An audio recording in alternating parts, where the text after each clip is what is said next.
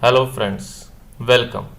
तो आज के ट्यूटोरियल में हम देख रहे हैं कि हम किस तरह अपने एक्सपाथ के अंदर पेरेंट, एंसेस्टर, प्रीसीडिंग सिबलिंग और फॉलोइंग सिबलिंग यूज़ कर सकते हैं किसी भी एलिमेंट को फाइंड करने के लिए। तो सबसे पहली हम जो एग्जांपल देख रहे हैं वो पेरेंट की देख रहे हैं कि हम किस तरह पेरेंट को यूज़ कर सकते हैं किसी भी एलिमेंट को फाइंड करने के लिए।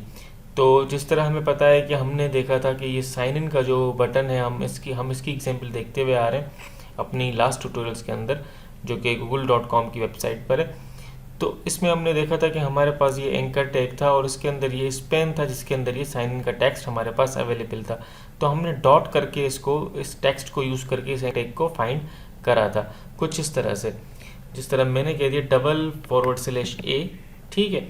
एंड देन मैंने ब्रैकेट्स के अंदर डॉट इक्वल्स टू और टेक्स्ट पास कर दिया लाइक साइन इन, ठीक है, जो कि हमारा टेक्स्ट है साइन इन, ठीक है। ये हमारा टेक्स्ट है। तो आप देख सकते हैं मैं इस साइन इन के जो टैग है हमारा एंकर टैग साइन इन का मैं उस पर पहुंच चुका हूं, मैंने उसको फाइंड कर लिया। अब आपने देखा होगा कि हम पहले टेक्स्ट यूज़ करते थे, लेकिन जब कभी मैंने आपको चाइल्ड का भी मतलब जो टैग्स हैं वो भी इंक्लूड करने होते हैं कि उनका टेक्स्ट भी मैं यूज़ कर सकूँ या उनकी भी कोई एट्रीब्यूट या फिर कोई भी वैल्यू में अगर यूज़ कर सकूँ, तो मुझे टेक्स्ट के बजाय डॉट का इस्तेमाल करना पड़ता है, क्योंकि ये इंक्लूड करता है चाइल्ड के जो टैग्स होते हैं उनको भी। जिस तरह मैं जब टेक्स्ट यूज़ कर रहा था तो फिर मैं text equal to sign in कर रहा था तो मैं इसको फाइंड नहीं कर पा रहा था, लेकिन जब मैंने डॉट को टेक्स्ट को रिप्लेस किया डॉट के साथ और dot equals to sign in किया तो मैं इसको फाइंड कर पा रहा था। आपको पता है ये हमने लास्ट ट्यूटोरियल्स के अंदर देखा है। तो अभी हम इसी टास्क को अचीव कर सकते हैं टेक्स्ट को यूज़ करते हुए, लेकिन उसके लिए हम जो यूज़ करेंगे वो पेरेंट यूज़ करेंगे। हम चाहें तो पेरेंट के ज़रिए भी अपने जो पेरेंट जो हमारा टैग है हम उसको फाइंड कर सकते हैं। हमें पता है ये जो स्पेन है हमारे पास ये एक टैग है और इसका जो पेरेंट टैग है वो ये एंकर टैग है। ये पेरेंट क्यों है? क्योंकि ये डायरेक्टली इसके ऊपर है, ठीक है ना। ये डायरेक्टली ये यहाँ पे अगर कोई और स्पेन के साथ होता तो स्पेन के साथ कोई डिव होती या कोई और होता तो ये एंकर टैग उसका भी पेरेंट टैग ही होता, क्योंकि ये उनके बिल्कुल बाहर है। इनके इसके अंदर जितने भी होंगे ये उनकी डायरेक्टली जो है आउटर है उनका। अगर इस स्पेन के अंदर कोई और मतलब टैग होता तो ये एंकर टैग जो है वो उसका डायरेक्टली पेरेंट टैग नहीं होता, फिर ये स्पेन उसका जो है वो पेरेंट होता। तो आइए हम देखते हैं हम किस तरह टेक्स्ट को यूज़ कर सकते हैं। तो मैंने कह दिया, तो हम आ जाते हैं सबसे पहले तो हम इसको एंकर टैग को रिप्लेस कर लेते हैं स्पेन के साथ, ठीक है। अब हम अपने स्पेन के अंदर स्पेन को फाइंड किया हमने और हम डॉट को रिप्लेस कर लेते हैं किसके साथ? टेक्स्ट के साथ। मैंने कह दिया टेक्स्ट, ठीक है। अब ये जो है हमारा मैंने टेक्स्ट से इसको फाइंड कर लिया। अब यह तो मैं पहुंचा हूँ अपने इस स्पेन के अंदर, लेकिन जो मेरी जो ये एचरेफ है और ये जो मेरा लिंक अवेलेबल है वो तो इस एंकर टैग के अंदर है। तो मैं डॉट करके भी इस टास्क को अचीव कर पा रहा था, लेकिन अब मैं यूज़ करना चाह रहा हूँ क्योंकि हम समझना चाहते हैं कि पेरेंट किस लिए यूज़ है। पेरेंट क्या करता है कि पेरेंट जितने भी टैग्स होते हैं किसी भी हम जगह किसी भी एलिमेंट पे खड़े हो, जिस तरह हम इस स्पेन के अंदर खड़े हैं तो इसका जो पेरेंट है ये एंकर टैग, हम इसको फाइंड करने के लिए पेरेंट का यूज़ कर सकते हैं। इसी तरह बाज़ों का अगर हमारे पास ऐसा सिनेरियो होता कि अगर ये जो साइन इन है ये हमारे पास ना होता तो हम शायद डॉट भी नहीं यूज़ कर पाते, इसका टेक्स्ट नहीं यूज़ कर पाते और इसके पास एंकर टैग के पास कुछ भी यूनिक नहीं होता, तो हमें ये मस्ट होता है कि हम इस स्पेन को पहले फाइंड करें, लेकिन तब हमारे पास टेक्स्ट नहीं होता तो हम डॉट को भी यूज़ नहीं कर पाते। तो हम इसे किस तरह हम कोई और लेकिन इसके पास कोई क्लास ज़रूर यूनिक होती। तो हम क्या करते पहले इस स्पेन की उस क्लास के ज़रिए इस स्पेन को गेट करते और इसके बाद हम पेरेंट करके जाते हैं अपने इस एंकर टैग के पास, ठीक है। तो हम किस तरह जाते हैं, हम ये जो टास्क अचीव करते हैं ये पेरेंट को इस तरह यूज़ करते हैं कि हमने / एक बार लिख के फिर हमने कह देना है पेरेंट, ठीक है। हमने पेरेंट लिखा, उसके बाद डबल कॉलन हमें टाइप करना है। मैंने कह दिया डबल कॉलन, ठीक है। और उसके बाद मुझे अपने जो पेरेंट टैग है उसका वो लिख देना। जैसे मुझे पता है मेरा पेरेंट टैग हमारे स्पेन का जो है वो साइन इन वाले का जो कौन सा है एंकर टैग है, तो मैंने कह दिया ए। तो आप देखें मैं इस एंकर टैग पर पहुंच चुका हूँ और मैंने टेक्स्ट यूज़ किया और टेक्स्ट की वैल्यू यूज़ की साइन इन। अगर ये टेक्स्ट नहीं भी होता, ये डॉट नहीं भी, मैं इस क्लास को यूज़ करते, अगर ये क्लास भी यूनिक होती तो मैं इस क्लास को यूज़ करते हुए भी इस स्पेन के अंदर मान लीजिए इसके पास इस एंकर टैग के पास कुछ भी यूनिक नहीं है, तो हम क्या करते हैं इस सिनेरियो में, हम ये करते हैं, हम इस पे अगर इसके पास, इस एंकर टैग के पास कुछ भी यूनिक नहीं है और इस पेन के पास यूनिक है, तो हम पहले इस पेन को गेट करते और उसके बाद हम पेरेंट पे चले जाते इस एंकर टैग के पास। अब अगर मैं टेक्स्ट की जगह इसकी क्लास यूज़ करना चाहूँ, लाइक मैंने इसकी क्लास कॉपी की, अब हम ये समझ रहे हैं कि ये जो क्लास है ये इसके पास यूनिक है, मैंने इसको कर दिया, इस टेक्स्ट को रिप्लेस कर दिया इस क्लास के साथ। ठीक है, हमें क्लास के पहले @ की साइन देनी होती है, तो मैंने @ की साइन दी और उसके बाद मैंने देखा, आप देखें कि अभी भी मैं इसको क्लास के जरिए भी फाइंड कर रहा हूँ। अगर मैं डॉट और टेक्स्ट ना भी यूज़ करूँ तो भी मैं इसका पेरेंट जो है वो फाइंड कर पा रहा हूँ। कहीं कहीं सिनेरियोस हमारे पास ऐसे आते हैं कि हम डॉट को नहीं यूज़ कर पाते क्योंकि हमारे पास कोई टेक्स्ट अवेलेबल नहीं होता, तो वहाँ हम क्या कर सकते हैं, पेरेंट को भी यूज़ करते हुए अपने उस पेरेंट को, या फिर और भी बहुत से सिनेरियोज होते हैं जहाँ हमें पेरेंट फाइंड करना होता है, तो हम क्या कर सकते हैं, पेरेंट को भी फाइंड कर सकते हैं। इसी तरह हमारे पास एक और होता है एंसेस्टर। ठीक है, अब एंसेस्टर क्या होता है, अब जिस तरह हमें पता है कि ये पेरेंट जो है वो इसके बिल्कुल जो डायरेक्टली इसका जो पेरेंट है, जो इसके ऊपर का टैग है उसको ही फाइंड कर रहा है, लेकिन अगर मान लीजिए इस स्पेन के अंदर कोई एक टैग होता और वो इस स्पेन के अंदर एक और टैग होता और वो यूनिक होता, ना ही ये स्पेन यूनिक होता, ना ही ये एंकर टैग यूनिक होता, तो हमें वो पकड़ के फिर उसके बाद डायरेक्ट इस एंकर को पकड़ना पड़ता, ठीक है ना, फाइंड करना पड़ता। तो उसके लिए ये बेस्ट प्रैक्टिस नहीं थी कि हम उस टैग के बाद फिर पेरेंट यूज़ करते स्पेन और उसके बाद फिर पेरेंट यूज़ करते ये एंकर टैग, नहीं। तो उस सिनेरियो में हमें क्या करना पड़ता, हमें एंसेस्टर यूज़ करना पड़ता। अब ये अगर हम एंसेस्टर की एग्जांपल देखें तो मैं अभी इसको जो है वो कोलैप्स कर लेता हूँ इस एंकर टैग को, और उसके बाद यहाँ ऊपर जो मेरे पास इतनी भी है मैं इनको भी क्या कर लेता हूँ, अभी के लिए कोलैप्स कर देता हूँ। ठीक है, मैंने इन सब को कोलैप्स कर दिया, और अगर मैं इस डिफ को भी कोलैप्स करना चाहूँ तो मैंने इसको भी क्या कर दिया, कोलैप्स कर दिया। ठीक है, अब मुझे पता है कि ये जो है जो मेरा एंसेस्टर, अगर मैं इस डिफ तक जाना चाहता हूँ, मुझे एंसेस्टर करके इस डिफ तक जाना है। अब मैं चाहूँ तो यहाँ पेरेंट के ज़रिए भी यहाँ पे जा सकता हूँ, या फिर हम देख लेते हैं अगर कोई और डिव हमारे पास अवेलेबल है जो कि हमारी डायरेक्ट डिव ना हो, तो अगर मैं इसको भी बंद करता हूँ, ठीक है, एंड देन मैंने इसको भी बंद कर दिया, तो अब हम क्या कर लेते हैं, अभी के लिए हम अपनी ये जो अभी हम खड़े हैं इस एंकर टैग पर। ठीक है, अब उसके बाद हमारे पास ये डिव है और उसके बाद हमारे पास ये डिव है। ठीक है, अब मुझे इस एंकर टैग से फिर नेविगेट करना है इस जगह, इस डिव पर। ठीक है, और आप देख सकते हैं मैं यहाँ पर इस एंकर टैग के बाद यहाँ पर पेरेंट नहीं यूज़ कर सकता। अगर मैं पेरेंट यूज़ करूँगा तो वो मेरा एक्सपाथ जो है वो फेल हो जाएगा। क्यों? क्योंकि ये एंकर टैग जो है इसका डायरेक्ट चाइल्ड नहीं है इस डिव का। ठीक है, इस वाले डिव का। ठीक है, तो उसके लिए मुझे एंसेस्टर यूज़ करना पड़ेगा। अगर मैं आपको पेरेंट से करके दिखाऊं भी सही तो भी मैं ये नहीं कर सकता। मैं अगर इसको इस तरह करूं एंड देन मैं यहाँ पे कह दूं डिव, ठीक है, तो आप देखें मैं इस वाली डिव तक तो पहुँच रहा हूँ लेकिन मैं इस डिव तक नहीं पहुँच रहा। ठीक है, तो अगर मैं इसको डबल फॉरवर्ड स्लैश भी कर दूं तो भी मैं इस पर ही रहूँगा, मैं इस पे नहीं पहुँचा, क्योंकि इसकी पेरेंट डायरेक्ट जो इस एंकर टैग की जो डायरेक्ट पेरेंट है वो ये है, ये नहीं है। तो मैं यहाँ तक ही रीच कर सकता हूँ, यहाँ तक नहीं पहुँच सकता।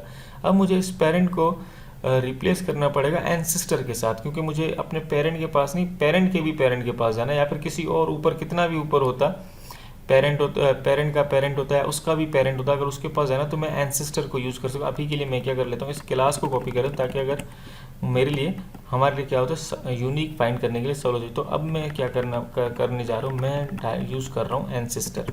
ठीक है, मैंने यूज़ कर दिया एंसेस्टर। तो आप देखें ये सारी वो जितनी भी इसके ऊपर जो एंसेस्टर जो डिव थी वो उन सबको लेके आ रहा है, लेकिन मुझे कौन सी डिव चाहिए जिसकी जो क्लास है जो कि मैंने कॉपी कर रखी है मुझे वो चाहिए। तो मैं उसकी क्लास, आप देखें मैं डायरेक्ट इसके पास रीच कर गया। इसने मुझे 7 डिव दिखाई कि भाई इसके ऊपर जो है वो 7 डिव हैं जो कि इसकी एंसेस्टर है, जो इसकी पेरेंट के मतलब पेरेंट के पेरेंट है, फिर उसकी पेरेंट है, फिर उसकी पेरेंट, इस तरह 7 डिव है।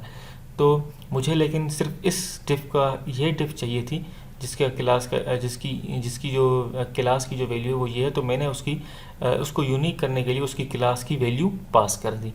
ठीक है, तो इस तरह करके हम एंसेस्टर पेरेंट यूज़ करते हैं, फिर एंसेस्टर यूज़ करते हैं। इसके बाद हमारे पास जो एक और है वो कहलाता है प्रीसीडिंग सिबलिंग। ठीक है, प्रीसीडिंग सिबलिंग क्या होता है सब? प्रीसीडिंग सिबलिंग, अब आपको सिबलिंग्स क्या होते हैं, सिबलिंग जिस तरह हमें पता है सिबलिंग वर्ड से ही मतलब हमें पता चल रहा है कि सिबलिंग का मतलब होता है जैसे अपना बहन भाई इस तरह करके, ठीक है, या फिर आपस में भाई या बहन इस तरह। तो इसी तरह यहाँ भी इनका मतलब यही है। अब इसको समझने के लिए हम इस जगह पे अभी खड़े हैं, ठीक है ना। मैं क्या कर लेता हूँ, अभी के लिए मैं इसकी किसी भी एक डिव के अंदर आ जाता हूँ, फिर उसमें हम क्या कर लेते हैं, कोई भी प्रीसीडिंग सिबलिंग यूज़ कर सकते हैं, ठीक है। अब मान लीजिए कि हमने कह दिया डिव, ठीक है। अब मैंने कह दिया डिव, तो मैं इस जगह पे इस डिव पर पहुंच गया। आप देखें ये जो डिव है, इसकी जो खास बात है वो ये है कि इस डिव के पास कोई भी जो है वो एट्रीब्यूट नहीं है, ना ही इसके पास कोई क्लास है, ना ही कोई और सा एट्रीब्यूट है। मतलब ये कि हम इसको, अगर अब ये पहली जगह अवेलेबल है तो हमें मिल रहा है, लेकिन अगर ये कहीं बीच में होता है, जिस तरह हमारे पास अभी के लिए देखें 3 रिजल्ट्स मैचिंग नोड्स आ रहे हैं, क्यों? क्योंकि हमारे पास 3 डिव है। एक डिव ये दूसरी डिव, इसको मैं अभी के लिए कोलैप्स कर लेता हूँ और इसको भी मैं कोलैप्स कर लेता हूँ, ठीक है। तो ये 3 डिव हमारे पास इस क्लास के अंदर है, जो कि हमने यहाँ पे यूज़ कर रखी है। इसके अंदर हमारे पास 3 डिव है। तो अगर ये जो डिव है, ये अगर यहाँ ऊपर नहीं होता या कहीं बीच में होता, तो हम क्या कर सकते थे, इसको यूनिकली आइडेंटिफाई नहीं कर सकते थे, क्योंकि इसके पास कोई भी मतलब वैल्यू नहीं है, कोई भी इसके पास कोई एट्रीब्यूट नहीं है। तो हमें क्या करना पड़ता है, हमें कोई ऐसी डिव पकड़नी पड़ती जिसके पास कोई यूनिक वैल्यू है, फिर उसके ज़रिए हम इसको फाइंड कर रहे होते, ठीक है। अब मान लीजिए अगर मुझे प्रीसीडिंग सिबलिंग की एग्जाम्पल देखनी है, तो मैं क्या कर लेता हूँ कि अपना सबसे पहले तो मैं आ जाता हूँ अपनी जिसके पास वैल्यू है, जिस क्लास इसके इस जैसे कि ये क्लास है, इसके पास कोई वैल्यू है, ठीक है, ये इसके पास क्लास अवेलेबल है, तो मैं पहले इसको यूज़ कर लेता हूँ। मैं @ करके इसको यूज़ कर लेता हूँ। आप देख सकते हैं मैंने इसको फाइंड कर लिया।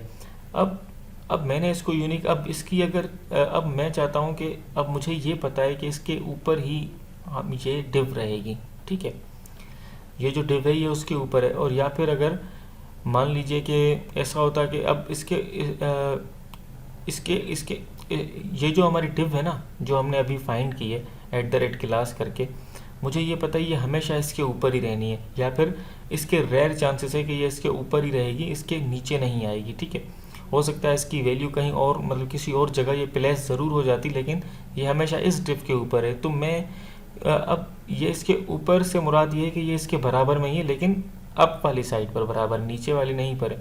प्रीसीडिंग का मतलब होता है, जिस तरह सिबलिंग का मतलब होता है बहन भाई, इसी तरह प्रीसीडिंग का मतलब क्या होता है, पहले वाले, ठीक है, मतलब जो ऊपर हों, जो मतलब पहले वाले हों, बाद वाले नहीं। इसी तरह इस डिव को अगर हमने फाइंड किया, यहाँ अगर हम प्रीसीडिंग सिबलिंग यूज़ करते हैं, इसका मतलब ये होता है नीचे वाले इंक्लूडेड नहीं होंगे, इसके बाद जितना ये जो डिव लगा हुआ है एक और, ये इंक्लूडेड नहीं होगा, बस इसका जो ऊपर वाला ये जो डिव है ये इंक्लूड होगा, ठीक है। तो हम यहाँ पे यूज़ कर लेते हैं प्रीसीडिंग सिबलिंग। तो मैंने कह दिया प्रीसीडिंग और मैंने यूज़ कर दिया सिबलिंग, ठीक है। ये हमने प्रीसीडिंग सिबलिंग, आप ये नोट करिएगा कि इसके बीच में जो डैश अवेलेबल है प्रीसीडिंग सिबलिंग, और मैं वही डबल कॉलन यहाँ पे पास कर देता हूँ, और मुझे पता है ये डिव है, तो मैंने कह दिया डिव। तो आप देखें मैं इसको डायरेक्ट लैंड कर पा रहा हूँ इस पर। तो मतलब ये कि अगर इसकी वैल्यू कहीं और भी अवेलेबल होती, ये इस जगह डायरेक्ट पहला नहीं होता, ये किसी और जगह, अब देखें ये यूनिक भी हो गया, ये यूनिक भी हो गया। हम जब हम इसको डायरेक्ट यूज़ कर रहे थे इस तरह करके, तो ये यूनिक नहीं दे रहा था, क्योंकि अब मैं अगर इस तरह आपको दिखाऊं तो ये देखें आपको 3 रिजल्ट्स दिखा रहा था। एक इसका ये भी ड्रॉबैक था कि ये हमें 3 रिजल्ट्स दिखा रहा था, और हम इस एक्सपाथ को यूज़ नहीं कर पा रहे थे, क्योंकि ये यूनिक नहीं है। जो एक्सपाथ यूनिक नहीं है, हम उसे किसी एलिमेंट को फाइंड करने के लिए यूज़ नहीं कर सकते। हाँ, ऐसा हो सकता है लिस्ट ऑफ एलिमेंट्स, मतलब मल्टीपल एलिमेंट्स अगर फाइंड करने हैं हमें, तो उस सूरत में तो हम उसे यूज़ कर सकते, लेकिन हमें फाइंड ही एक एलिमेंट करना है, तो हम इसको यूज़ नहीं कर सकते। तो इसी तरह ये जो हमारा एक्सपाथ है ये फेल हो जाता है, क्योंकि हमारे पास ये भले पहले ही जगह पे डिव आ रहा था, तो हमें क्योंकि ये डिव के साथ इसके पास तो कोई वैल्यू थी नहीं, जो हम इसको वहाँ पे यहाँ इस जगह इसकी क्लास या कोई भी चीज़ यूज़ करके, कोई एट्रीब्यूट यूज़ करके इसको यूनिक करते, ये यूनिक नहीं था। लेकिन जब हमने इस क्लास को यूज़ करके इसका प्रीसीडिंग सिबलिंग जब मतलब निकाला, तो हमारे पास ये यूनिक मैचिंग नोड, मतलब एक ही मैचिंग नोड है। अब मैं इसको दोबारा पेस्ट करता हूँ, तो आप देख सकते हैं कि अभी हमारे पास, जब मैंने इसके सेकंड वाले की मतलब इसको फाइंड करके फिर इसका प्रीसीडिंग सिबलिंग करके जब डिफ किया, तो अब आप देख सकते हैं मेरे पास एक ही मैचिंग है, एक ही रिजल्ट है मेरे पास, जो कि यूनिक है। इस तरह हमारे पास होता है प्रीसीडिंग सिबलिंग। अब प्रीसीडिंग सिबलिंग जिस तरह हमने देख लिया, इसी तरह हमारे पास एक और होता है, उसे हम कहते हैं फॉलोइंग सिबलिंग। ठीक है, फॉलोइंग सिबलिंग का क्या होता है कि अब अगर मैं इस प्रीसीडिंग सिबलिंग को रिमूव करूं, या फिर रिमूव करने के बजाय इस प्रीसीडिंग के बजाय अगर मैं फॉलोइंग यूज़ करता हूं, जिस तरह मैं प्रीसीडिंग इस डिव पर खड़े होकर प्रीसीडिंग यूज़ कर रहा था, तो मेरे पास क्या हो रहा था, ये पहले वाला जो डिव है ये आ रहा था। ठीक है, इसी तरह अगर मैं जब फॉलोइंग सिबलिंग यूज़ करता हूँ तो मेरे पास क्या होगा कि इस डिव के, जो कि मैंने यहाँ यूज़ कर रखी है, इस डिव के बाद वाला जो डिव है वो फाइंड होगा। तो मैं यहाँ को इसको प्रीसीडिंग को रिप्लेस कर देता हूँ किसके साथ, फॉलोइंग के साथ। मैंने कह दिया फॉलोइंग। ठीक है, तो अब आप देखें मैं इसके इस डिव के जो बाद वाला जो डिव है उसको फाइंड कर पा रहा हूँ अपने इस एक्स पाथ के अंदर। तो इस तरह ये सारी चीज़ें हमारे पास अवेलेबल होती हैं, हम इनको यूज़ करके अपना कोई भी जो मुश्किल से मुश्किल जो टास्क है हम उससे अचीव कर सकते हैं या फिर उसे ईजी कर सकते हैं। तो आज के लिए मैं समझता हूँ इतना ही है। फिर ये है कि नेक्स्ट ट्यूटोरियल में मिलते हैं किसी नेक्स्ट टॉपिक के साथ। Thank you.